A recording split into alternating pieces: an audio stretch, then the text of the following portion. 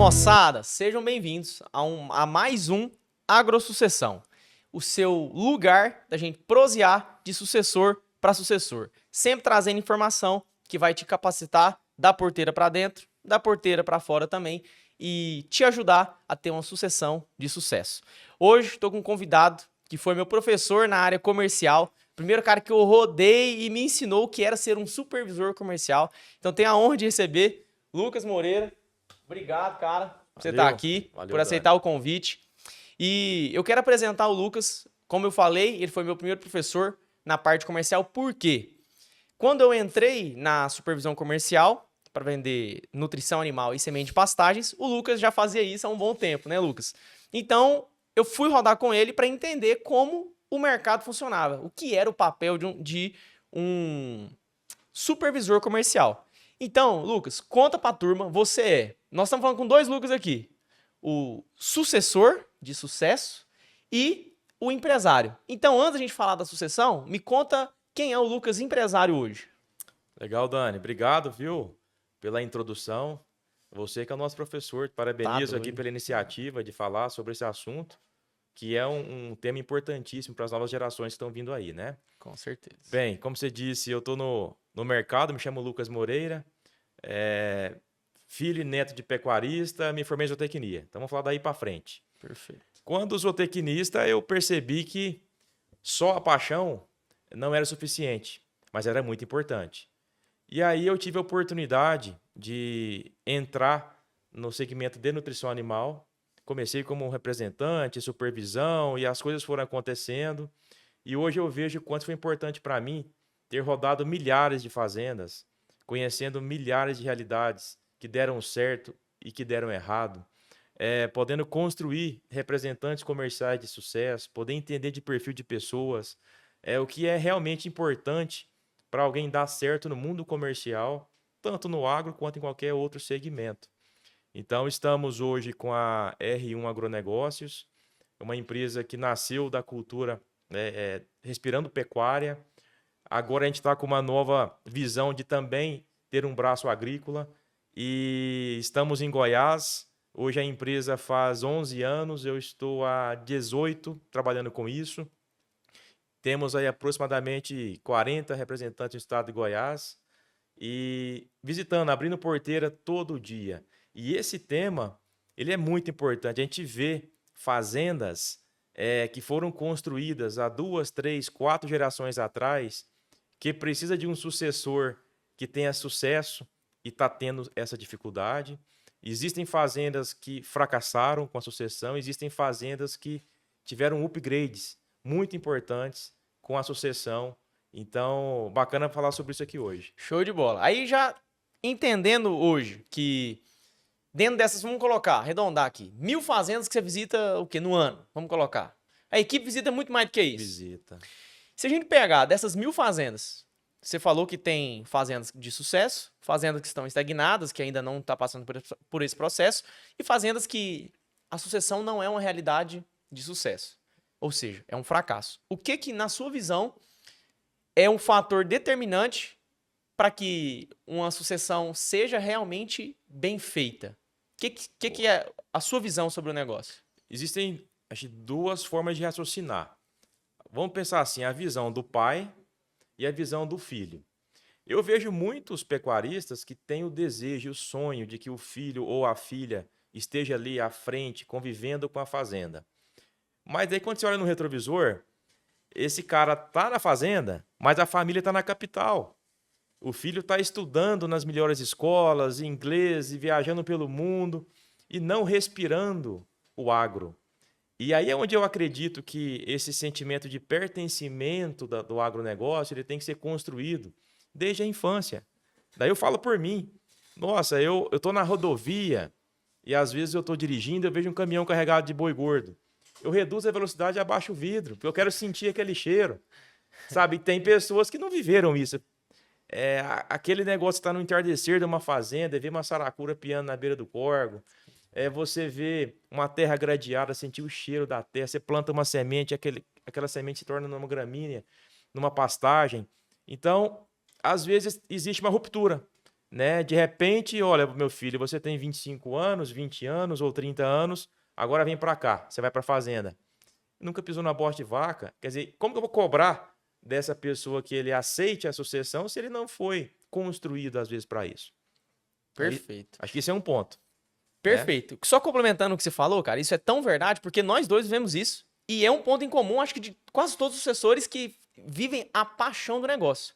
Por quê? Você falando, eu tava pensando que é o seguinte: a paixão, ela não vem, ela vem dos 5 sentidos.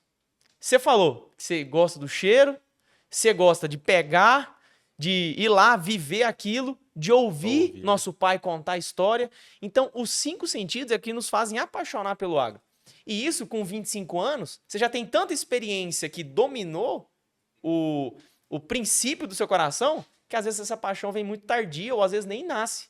Porque às vezes um menino de 20 anos que passou a vida toda na cidade, ele está muito mais apaixonado por computador, ele está muito mais apaixonado por tecnologia, mas a tecnologia urbana. Então, a hora que traz um agro, ele fala, cara, não sei, não tem afinidade, não gosto. Exato. Mas é porque talvez tenha sido um erro, a gente não tem problema em falar de erros, mas desde que sejam para ser consertados ou para ajudar outras pessoas. Então, um erro do patriarca em querer poupar os filhos do sofrimento, da lida. E, na verdade, é a lida que nos traz o prazer. Quanto menino, eu lembro, eu com, cara, 8 anos, a gente tinha um pitbull, eu e meu irmão, e lá na fazenda a gente ia, brincava de motinha, montava no pitbull, fingia que ele era uma motinha, ia pra dentro do corgo, pulava, jogava água pra cima, virava aquele rolo, caía de bicicleta, peitava cerca. E isso hoje é história, que a gente acha que não tem nada a ver, mas é que construiu a base, né? Coisas que às vezes a gente não é uma coisa racional, é do subconsciente, foi introduzido de forma natural. E nos momentos difíceis que todo negócio passa, é cíclico, a resiliência, ele está muito ligado ao seu sentimento, do que se você realmente gosta daquele negócio. Porque se está ali de uma forma forçada, não é aquilo que às vezes no seu interior é o que te traz realização profissional, a primeira oportunidade de uma possível baixa do mercado, como ocorre em qualquer segmento, a pessoa sai do negócio. Aí a gente vê fazendas, isso me corta o coração, de ver famílias que construíram um patrimônio, uma fazenda, há 2, 3 gerações atrás, e de repente um sucessor chega e vende, assim, muito fácil, algo que poderia ser o seguro, o sustento da geração superior, da geração que está vindo posterior, né? Eu chego numa fazenda, aqui vale, sei lá, tem uma área que vale 10 milhões de reais. Mais gado, mais isso, implemento, tem 20 milhões de reais. Pô, se eu aplicar isso no banco a 1%, me dá 200 mil por mês. Será que vende 200 mil por mês dessa fazenda hoje? Às vezes não. Bom, beleza, eu vou vender. Eu vou ter uma ação racional e vou aplicar e eu vou estar bem. Só que existe um negócio chamado histórico. História é experiência. Vende a tua terra hoje, achando que está fazendo um bom negócio, contratando algumas consultorias de mercado, aplicação financeira, o que mais tem por aí, né? Vê se você compra essa terra daqui 5 anos. Nunca mais. Existe um negócio chamado inflação, que a nossa geração não viveu. Eu lembro do meu pai me falar, cara, nós tivemos uma inflação aqui que na época era muito famoso o negócio de linha telefônica. Não sei se você lembra disso. Você comprava um negócio hoje, amanhã era o dobro. Então, os caras viveram isso. Viveram um confisco de grana do governo nas contas bancárias. E então, a terra, ela é um bem muito seguro. É um investimento muito seguro. É um protetor de patrimônio. E eu percebo que agora, olhando como sucessor, tá? Da geração mais jovem, a mudança ela é muito rápida. É muito imediatismo. E eu, sinceramente, acho que nós temos que juntar o imediatismo de mudanças que são necessárias, mas sem deixar de olhar para trás na história do pai e do avô, que sustentaram vários momentos que às vezes teve crise também. Quer dizer, a terra era um bem que era a segurança, né? Validava o sonho para frente. Eu costumo dizer, Daniel, que 80 anos para um ser humano é muito curto. Eu acho o time de vida na Terra muito pequeno, principalmente para quem não teve a oportunidade de herdar patrimônio. Quem nasce do zero, pega um coletivo, vai para a faculdade, e a gente sabe como isso funciona. Sim. De ter o primeiro carro conquistado pelo teu suor, o teu primeiro apartamento. Cara, que você vai começar a pôr as manguinhas de fora, lá para os 40, 50 anos. E hoje a gente olha para turma que está vindo e não quer esperar esse tempo. E isso é muito importante, a gente olhar para trás, respeitar a história do negócio. Não é simplesmente, pô, essa terra foi do meu bisavô, do meu avô, do meu pai, e agora eu vou mudar Liquidar o todo o negócio. cenário. Peraí, eu posso estar comprometendo a minha geração futura. Eu escutei de muitas pessoas das minhas andanças, de empresários de sucesso, que imagina, o Brasil, o agro, o Goiás, onde a gente está inserido, as pessoas ganham granas, têm sucesso com uma empresa, investe na terra. É natural isso, né? E muitos falam, olha, tem um dogma, pai rico, filho nobre, neto pobre. A gente que está herdando e tem a oportunidade de receber um patrimônio, a gente tem que tomar muito cuidado com isso, para que no momento de impulso, no momento mais difícil, a gente não venha a chorar o leite derramado para o futuro também. Então, assim, o que eu imagino, nós temos que ser modernos, olhar para frente.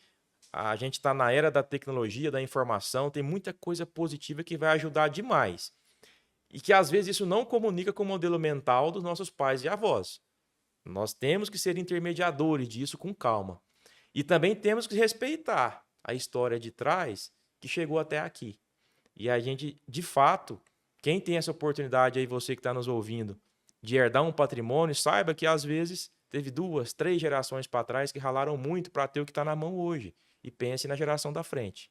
A gente tem que casar o analógico com o digital. Seria essa mensagem, né? Achar esse time aí, que não é fácil. Perfeito. Lucas, você falou muita coisa, cara, interessante. E um termo que eu acho que resume a questão que a gente tem visto hoje no mercado é o quê? Antigamente era muito fácil comercialmente a gente rodar as fazendas e você achar uma fazenda de 2.000 cabeças. Às vezes pro norte de Goiás você ainda acha mais. Mas o que tem acontecido? A gente acompanha isso. Que as fazendas que antes tinham 10.000 hectares foi dividido para 4 filhos. 2 já venderam. Essa fazenda hoje já está com um cara de 70 anos, que já está passando para sucessão. A sucessão também já está dividindo e também já está pensando em vender. Então, cada vez mais, nós estamos vendo, eu não sei se você concorda com isso, mas fazendas menores. Você tem visto isso? É uma realidade. A gente sente isso na prática. De fato, hoje, eu estava fechando a negociação com um grupo familiar que existia o patriarca e dividiu para 6 herdeiros, que cada um pegou a sua gleba de terra. E daí para frente vão ter os outros herdeiros, né? Então, isso é real. Quando você pega, se você tiver uma informação, Dani, é até legal de se levantar isso. Quantas propriedades, inscrições rurais existem em Goiás? Esse é um ponto. Quantos destas são abaixo de 500 hectares? Vai dar muito próximo de 70%. Então, é muita propriedade menor. E que isso vem ao encontro de uma valorização de terra e de uma necessidade de intensificação. Porque eu preciso, para me ter margem, aumentar rebanho, aumentar a produtividade, seja da pecuária ou da agricultura, no mesmo hectare. Senão a conta não vai fechar. Aí é onde vem a nova geração, com todas as tecnologias, vem ao encontro do que a R1 Agronegócio foi construída, é de levar isso para a ponta e poder ajudar cada um dos nossos clientes, nossos representantes. Eu me sinto hoje muito honrado na função e na empresa que a gente construiu, porque eu me tornei zootecnista por paixão. E quando eu me vi zootecnista, eu entendi que só a paixão não me levava à frente. Eu teria que evoluir técnico, comercialmente, como pessoa, entender cada situação. Você tem seu pai lá no Pará, 70 anos de idade. Fala pro seu pai montar um confinamento se ele quer. Não monta. Ele imagina Não o trabalho, a Dor de silagem, cabeça. leitura de coxo, água, fábrica de ração. O meu pai, nós temos uma propriedade em Tocantins, fica em Sandolândia, no sul Tocantins. E lá é muito andropólogo. E eu adoro o andropólogo, por sinal, um capim excelente, de altíssima produtividade nas águas. Só que ele tem um delay na seca. Poxa, uma fazenda de andropólogo, imagina um casamento perfeito. Alta produtividade nas águas com sequestro na seca. Perfeito. Você mantém a rentabilidade curva. alta. Aí, opa, então nós precisamos fazer isso. Casa de Ferreira espeta de pau. Eu oriento milhares de clientes e milhares de clientes fazem isso. Ao ponto que eu comprei uma terra lá no Tocantins também, estou abrindo a área, formando pastagem, e eu vou ter que fazer o sequestro na minha terra para que ele veja, rapaz, é possível. Entendeu? E isso, às vezes, é a dor de muitos sucessores que estão aí. Tem um monte de ideias legais, mas, às vezes, gente, eu tô próximo de 40 anos. Eu já sinto uma dor que eu não sentia. Exatamente. Você imagina seu pai com 70, se ele quer, às vezes, não, já tá legal, o caixa dele tá positivo, ele já tem uma reserva financeira para o resto da vida. Meu pai hoje já fica assim. Eu tenho mais uns 15 anos de vida. Eu vou fazer essa cerca aqui, não vai ser eu que vou desmanchar, vai ser você. Então, a gente precisa nos colocar no lugar do outro para entender, né? Agora, o dia que isso realmente estiver na nossa gestão, opa, agora vai tocar diferente. Na realidade da fazenda, com o caixa da fazenda, é possível intensificar qualquer fazenda ao nível dela com o planejamento. Perfeito, Lucas. Você colocou um ponto, cara, que eu acho que isso é a dor de muitos sucessores, que é o quê? A frustração de ser um bom profissional, de ter sucesso, vamos colocar assim, sozinho. E quando a gente traz isso pra dentro de casa, casa de ferreiro, espeta de pau. Você fala assim, cara, não, mas peraí, o que tá acontecendo? Tem cara que me paga muito dinheiro por essa informação.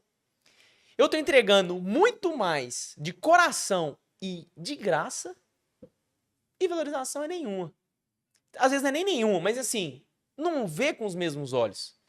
Por quê? A gente constrói um legado pro mundo e o mundo nos olha como profissional. Seu pai te olha como? Como filho. Como filho. E sempre vai ser assim. Emocional, paixão. Emocional. O que você pode passar de mensagem, cara, para nossa geração de sucessores em relação a essa frustração de não validação de pais ou de patriarcas? Olha, isso é real, isso acontece muito, a gente vive isso em muitas fazendas. Mas eu digo para você, Daniel, que com humildade, tá? Sabendo que é o nosso pai, sabendo que se hoje a gente tem o que é o que é, muitas das vezes é formado porque aquele cara te ajudou, e tem que conquistar o direito de avançar devagar. Na minha opinião, não mude tudo de uma vez. Se você tem uma ideia de intensificação, seja do que for, pasto, manejo nutricional, às vezes é uma IATF. Às vezes é pegar uma fazenda que está com monta natural. Vai com calma, pega um pasto, pega um módulo da fazenda. Fala, pai, faz o seguinte, vamos pegar 5% da área da fazenda e me dá um voto de confiança aqui. Vamos fazer diferente. Aí essa pessoa tem que buscar parcerias sérias, buscar profissionais sérios do mercado, para que aquilo não frustre. Porque imagina se você chama pro seu colo e dá errado. Aí seu pai vai montar, você tá vendo? Exatamente. Posso só complementar? Lucas, o que eu enxergo? Você falou duas coisas muito importantes. Primeiro, é honra e servir. Honrar o pai ao ponto de entender a hierarquia. Claro. E o servir, mas eu acho que a grande questão chama responsabilidade. Quando eu tenho casos de clientes que viraram amigos e a sucessão foi feita da seguinte forma. O pai tinha realmente muito patrimônio, os filhos com 22, 20 e poucos anos, chegou nele e falou assim, deixa eu te falar um negócio, tô te dando aqui 100 alqueires, se vira, não me liga, se é meu filho, o seu negócio é esse, se vira, chama responsabilidade. Claro que nem sempre vai ser nesse papel, nesse tamanho de negócio, mas no que você tá falando, por exemplo, pai, deixa eu te falar, deixa eu gerenciar 2 hectares, aqui é o meu lugar, aqui eu mando, pode Aquele ser? retiro, aquele pasto, deixa eu Aquele cuidar. retiro, aquele pasto, deixa eu cuidar. Aí é o que? Responsabilidade do quê? Do agir. Eu vou lá, eu vou olhar, eu vou salgar, eu vou cuidar, eu vou plantar o resultado. Uhum. E o pai vai falar, beleza. Primeiro pensamento do pai, se der errado, eu vou quebrar? Vai ter algum problema? Não, o volume é pequeno, deixa esse menino brincar lá. Quando ele vê que teve responsabilidade e teve resultado, ele não vai falar, parabéns, Lucas, que bom o seu pasto. Ele vai ouvir, vai aceitar, e quando você for falar, ele vai te ouvir. Ele não vai reconhecer Isso como é conquistar o direito de avançar. conquistar o direito de Né? avançar. E de fato, aí olhando agora como o pai, que estou treinando um filho, de certa forma, para a vida. Eu preciso deixar o cara errar, sabe? Eu preciso entender que, opa, eu também errei nas minhas histórias do início de vida e o erro faz parte, né? A gente entende por exemplo, uma pessoa incompetente. Chega para você e fala, Daniel, você é incompetente em alguma coisa. E às vezes a gente olha isso como um xingamento. Incompetente nada mais é alguém que não sabe fazer alguma coisa. Eu sou incompetente para pilotar um helicóptero, por exemplo. Legal. Agora, o pai tem que saber e o filho tem que saber que ele é um incompetente consciente. Porque quando você é um incompetente inconsciente, é o cara que só faz negócio errado. Que bota os pés pelas mãos. É o tal do copo cheio, né? Você tenta ajudar, mas a vaidade e o ego não deixa. Então, se eu tenho a consciência, eu tenho a honra e sei que eu sou um incompetente consciente, o que eu preciso fazer para ser competente? E é matemático. Competência é prática mais habilidade. Quanto mais eu pratico, eu erro, tropeço, levanto, pratico, eu vou criando habilidade. Quando eu errei e não erro mais aquele erro, eu estou me tornando mais competente. Então, se eu pratico muito, eu me torno hábil, a hora que eu tenho habilidade, eu sou competente. E isso é natural. E às vezes, agora, puxando para o lado dos pais, né, que estão aí desejando uma sucessão, a gente é muito centralizador. Tudo tem que passar na sua mão. Sabe? Se vai comprar uma bola de arame, tem que estar na sua mão. Você vai comprar uma porca da roda do trator, tem que ter o seu ok. A gente tem que descentralizar para entender que o meu filho lá na ponta, ele tem que aprender, ele vai errar. E eu vou pagar, às vezes, um preço por esse erro, mas é a forma dele se tornar competente e amanhã gerenciar o meu patrimônio para as gerações futuras. Não tem outro caminho. Eu não vejo outro caminho. E a paixão, viver dentro da fazenda, sentir a poeira. Eu vi os seus vídeos no Pará esses dias para trás, sei lá, chovendo, o gato atravessando o corgo, no curral, e comendo um ovinho ali corrido. Cara, é isso. Agora, se seu filho não viver isso, cara, ele não vai sentir o valor que é aquele patrimônio no Pará. Amanhã ele, vende esse trem, compra um apartamento aqui, tô de boa, vou comprar uma lancha e ir pro lago. Exatamente. E, cara, me conta hoje uma história que você vê de sucesso na sucessão. Você que roda tantas fazendas, tantos municípios. Legal. Me conta uma história de sucesso. Bom, eu não vou citar nomes, mas existe uma propriedade que eu visito com uma certa frequência e estive alguns meses no município de Niquelândia, Fazenda Santa Fé. E lá eu vejo assim uma história de sucessão que está ganhando corpo, que está conquistando o direito de avançar e que eu não tenho dúvida que será de sucesso. Ela é de um grupo que trabalha no ramo imobiliário de Brasília, tem essa área há muitos anos, era do avô, passou para o pai, o neto era do segmento de entretenimento, tinha bares em Brasília, imagina. E aí, de repente, ele mergulhou para a fazenda, mudou para a fazenda.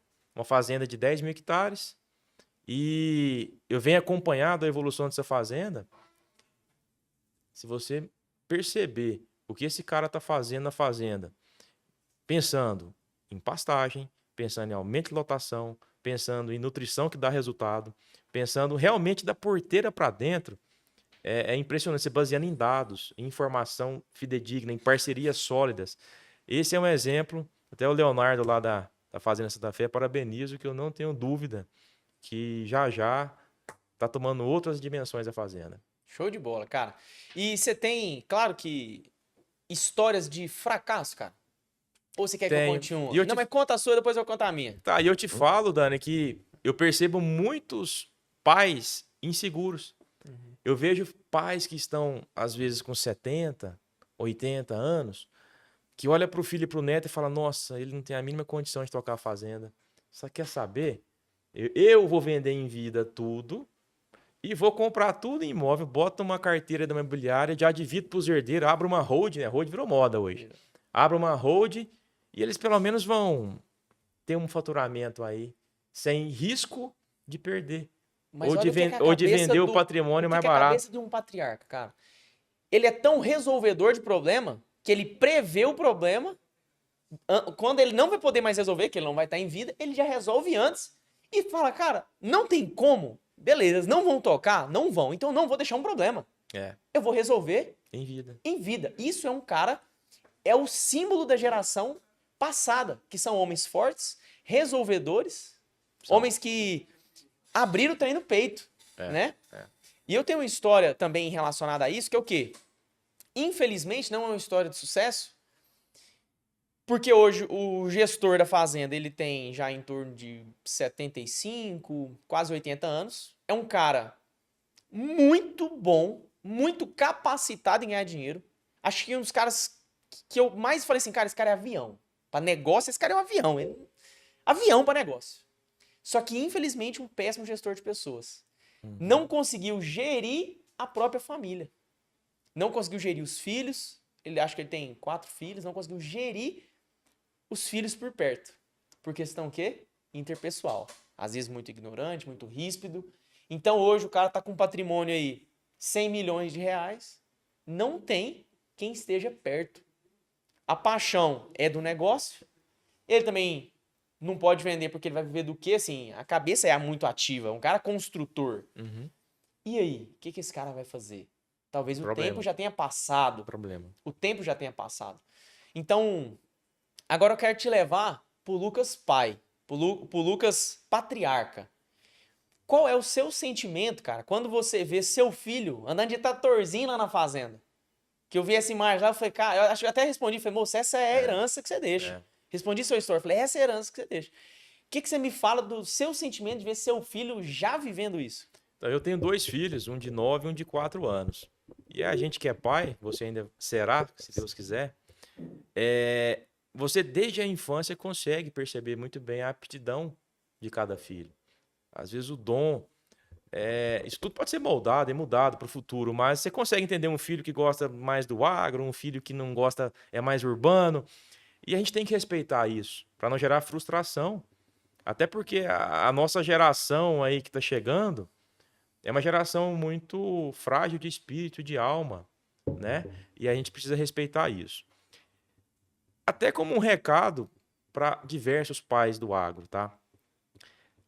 A gente às vezes tem o desejo e quer que o nosso filho seja igual a gente. Quer que o filho use a botina, use a bota, que monte a cavalo, que saiba gradear um trator, que pega um trator para gradear a terra, que se vira no operacionalzão. Isso no agro é muito, às vezes, importante, né? O cara que tá ali resolvendo o problema.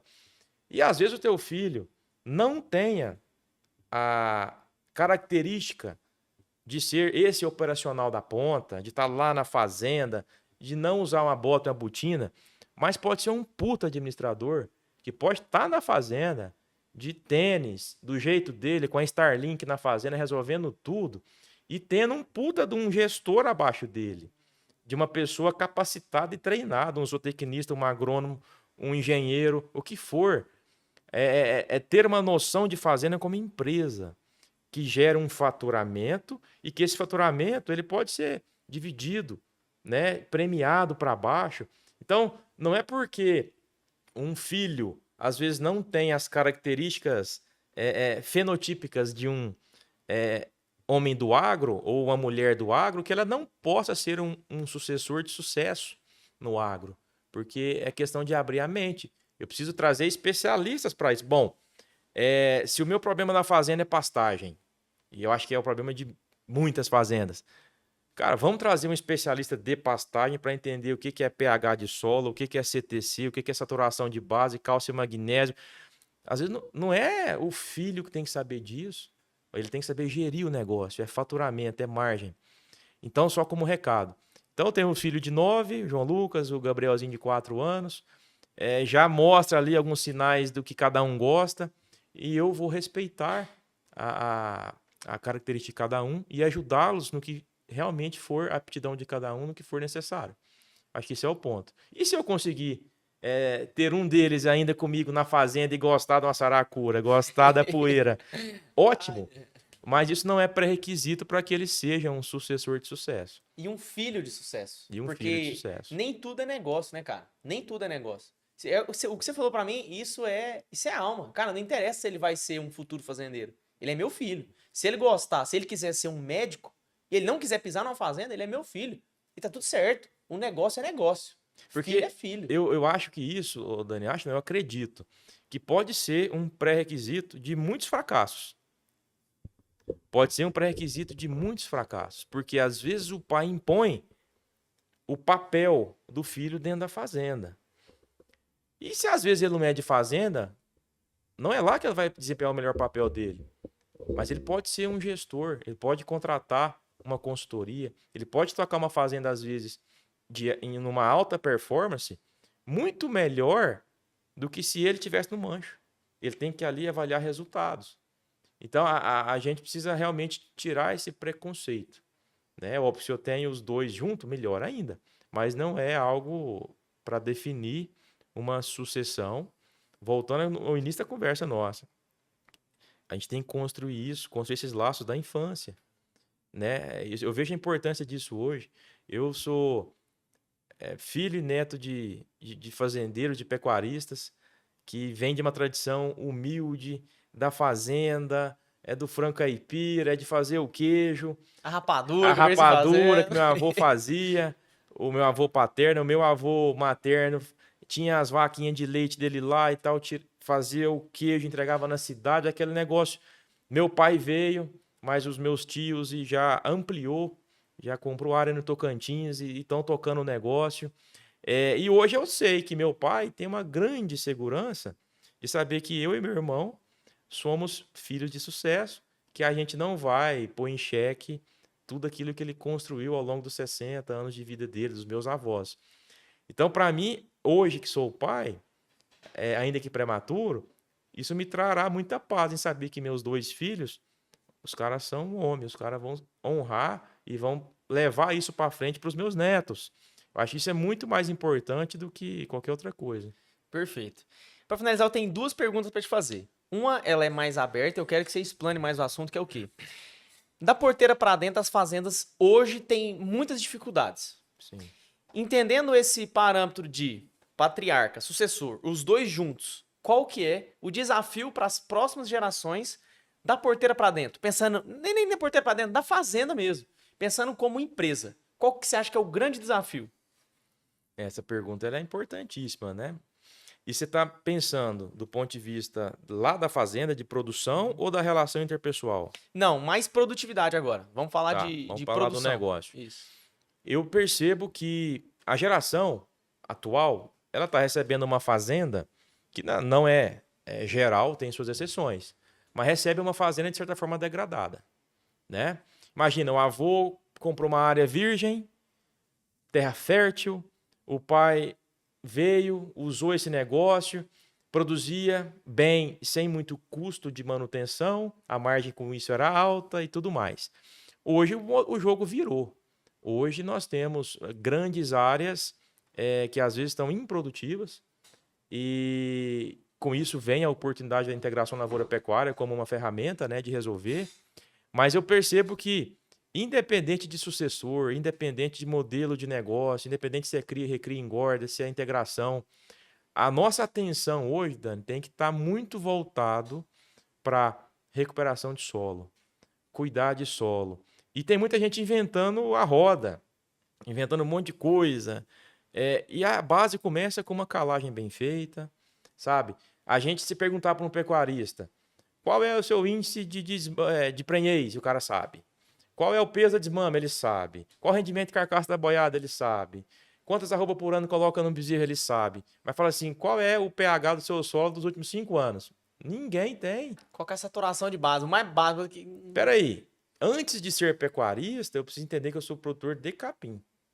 E nesse cenário que a gente está introduzido, com a nova geração chegando e pegando na grande maioria uma área degradada, qualquer tipo de investimento, independente da empresa de nutrição que usa, do sistema de produção, se é cria, recria, engorda, integração que for, se é terra plana, se é terra quebrada, se é areia, se é cultura, voltem o investimento para solo.